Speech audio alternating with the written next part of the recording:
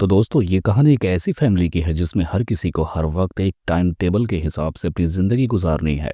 यहाँ पर हम देखते हैं हस्बैंड जितना सीधा है उसकी वाइफ उतनी ही ज्यादा पागल और साइको है। अब यही देखना है कि ये औरत किस तरह की साइको और ये इस पागलपन में किस हद तक गुजर जाती है। तो ये सब कुछ आज आपको इस कहानी में देखने को मिलेगा। तो चलिए कहानी की शुरुआत करते हैं। तो कहानी की शुरुआत में ही हमें एक फैमिली को दिखाया जाता है जिसमें एक हस्बैंड, वाइफ और उनके 2 बच्चे होते हैं। हम जान पाते हैं कि हस्बैंड का नाम डॉन था, लेकिन उसके घर में उसकी बीवी की ही चलती थी जिसका नाम हम मोना जान पाते हैं, क्योंकि उसकी बीवी ने हर एक चीज के लिए एक नए कायदे और कानून बनाए थे।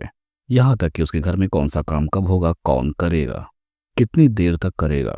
तो इस तरह से जो मोना कहती उसके हस्बैंड डॉन को भी वही करना पड़ता। और मोना ने एक बार जो डिसाइड कर लिया उसके बाद वही होना है। और इसका ये रवैया डॉन बरसों से बर्दाश्त करता आ रहा था। और हम देखते हैं कि मोना का बर्ताव अपने बच्चों को लेकर भी ऐसा ही था। उसका मानना था उसके बच्चों को अपने हर एक काम में हमेशा जीतते रहना है। और इन्हीं सब घर परिवार की बातों से डॉन हमेशा परेशान रहता है। इधर हम डॉन को अपने ऑफिस में देखते हैं जहां पर उसका ज्यादा ध्यान क्रिस्टी पर रहता था। हम देखते हैं कि उसका उससे एक अलग ही रिश्ता बन जाता है। क्रिस्टी को भी ये बात पता थी कि डॉन उसे पसंद करता है, लेकिन इस मामले को ज्यादा वक्त नहीं गुजरता मोना को भी ये बात पता चल जाती है, जिसके बाद वो क्रिस्टी को बहुत ही कातिलाना अंदाज में उसका खून कर देती है, यहाँ तक कि उसकी बोटी बोटी कर देती है। और अब डॉन को पता चल चुका था कि अब आराम आराम से उसकी मुश्किलात बढ़ने वाले हैं, इसलिए वो अपने आप को संभालने के लिए अपने एक दोस्त के पास जाता है। तब उसका दोस्त उसे बहुत सारी एडवाइसेस देता है अपनी बीवी को सुधारने के लिए।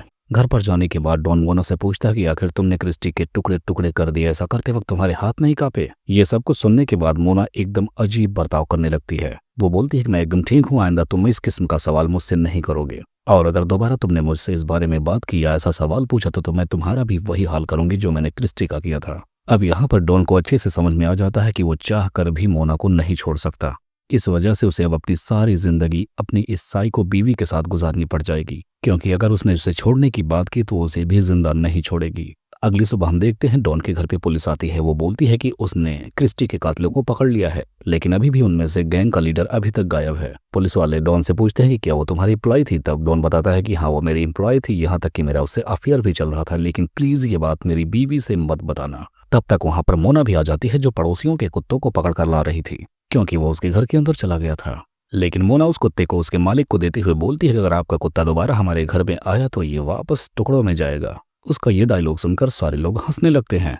अगली सुबह हम देखते हैं कि डॉन के बर्थडे का बर्थडे होता है जिसमें सारे लोग सेलिब्रेट कर रहे होते हैं। तभी डॉन अपनी फ्रिज की तरफ जाता है, और जब वह फ्रिज के नीचे का डोर ओपन करता है तब उसे पता चलता है कि उसमें तो एक टॉमी है, यानी उसके पड़ोसी का कुत्ता, जिसको मोना ने बहुत बेरहमी के साथ काट कर फ्रिज में रख दिया है।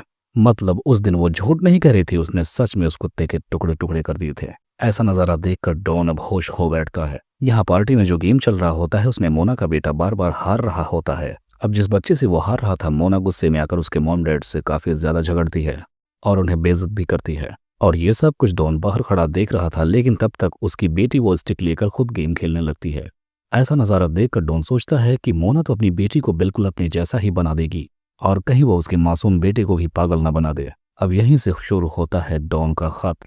अब डॉन सोच लेता है कि उसे अब और अपनी पागल बीवी के साथ नहीं रहना है, और अब वो खुद एक प्लान बनाने लग जाता है, जिसके बाद घर के अंदर जाकर वो बिजली की सारे तारों को निकालने लगता है ताकि जैसे ही कोई लाइट ऑन करे तो सारी जगह शॉर्ट सर्किट हो। इसके बाद जाकर वो गैस के सिलेंडर को भी खोल देता है ताकि लाइट से शॉर्ट सर्किट होने के बाद गैस में भी आग लग जाए, जिसके बाद एक बड़ा सा धमाका होगा। जिसके बाद हम देखते हैं वो अपनी बीवी को लेकर अपने घर में आता है और उसे प्यार से बोलता है कि डार्लिंग, मेरे लिए कुछ तुम जरूर बनाकर लेकर आओगी, क्योंकि आज मेरा कुछ अच्छा खाने का मूड है। अब मोना जैसे ही किचन की तरफ जाती है तो डॉन बाहर निकल आता है, क्योंकि उसे पता था कि अंदर ब्लास्ट होने वाला है। इधर हम देखते हैं मोना जैसे ही डोर को ओपन करती है शॉर्ट सर्किट होता है, और सब कुछ प्लान के मुताबिक ही होता है। जैसे ही वे स्विच ऑन करती है शॉर्ट सर्किट होता है और गैस फट जाती है, जिसमें मोना मारी जाती है।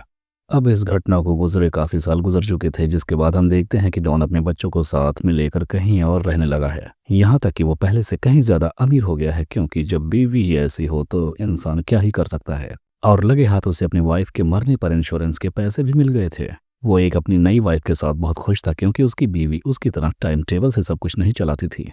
यहाँ पर डॉन ने अपने साथ साथ अपने बच्चों की जिंदगी को भी आजाद कर दिया था। अब यहाँ से जब वो अपने बच्चों को लेकर जा रहा था तभी हम एक गैंग के लीडर को देखते हैं जो इस वक्त डॉन का पीछा करने लगता है।